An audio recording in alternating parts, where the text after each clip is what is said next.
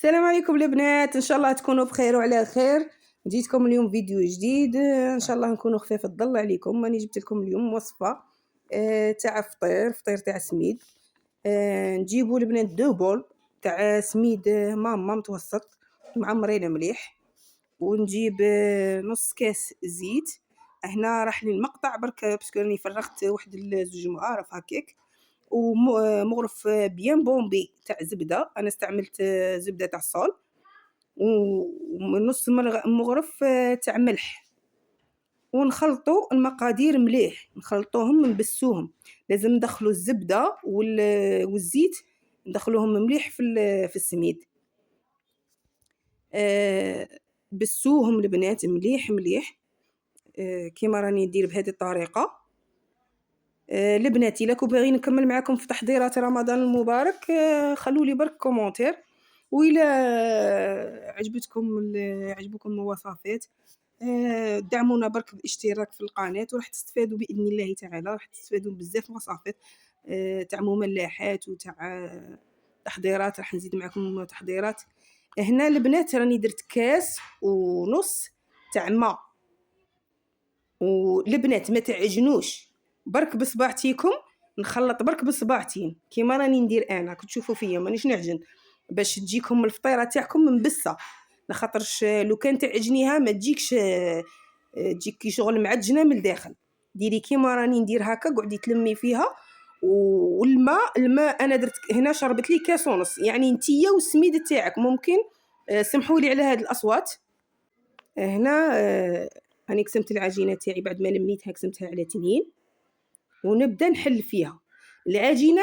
البنات حليها كيما راكي تشوفي هكا، حليها بصباعك، حليها بصباعك وسقميها بالكف تاع اليد تاعك باش نتحل معاك بسهوله.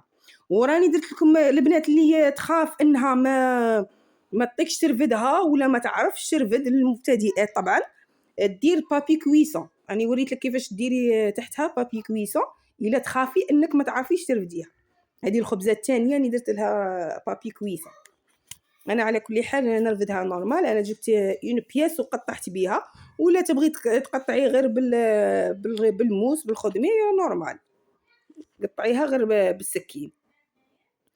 كيما قلت لكم البنات الا كنتم باغيين نكملوا في تحضيرات رمضان ما كاش مشكل، وإلا كنتم باغيين تستفادوا من افكار اخرى كعاملات ولا كربات بيوت في التربيه تاع الاطفال، عطونا برك، قولوا لي برك في الكومونتير وخلوا لي واش راكم باغيين نشارك معاكم.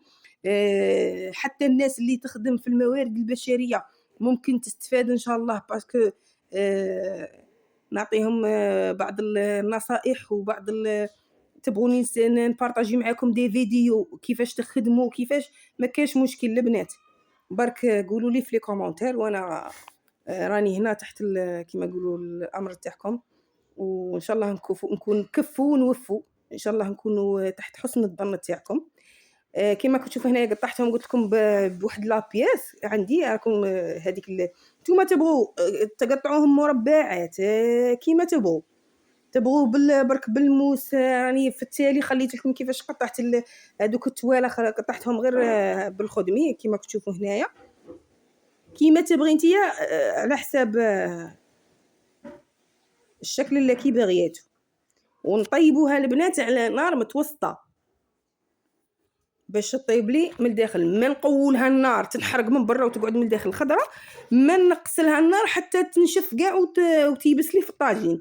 نديرها على نار متوسطه. وهذه هي حمراء وبصحتكم وشهيتكم في الجنه البنات.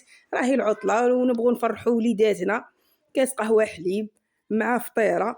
وربي يدوم لمتنا، وربي ان شاء الله يحفظ لنا وليداتنا ويفرحنا بهم ان شاء الله، ويخرجوا لنا ان شاء الله صالحين. وانتم البنات ها هي انا قسمتها معكم كيفاش جات مبسه من الداخل وتجي خفيفه. ودعمونا باشتراك القناه. الى الفيديو القادم ان شاء الله.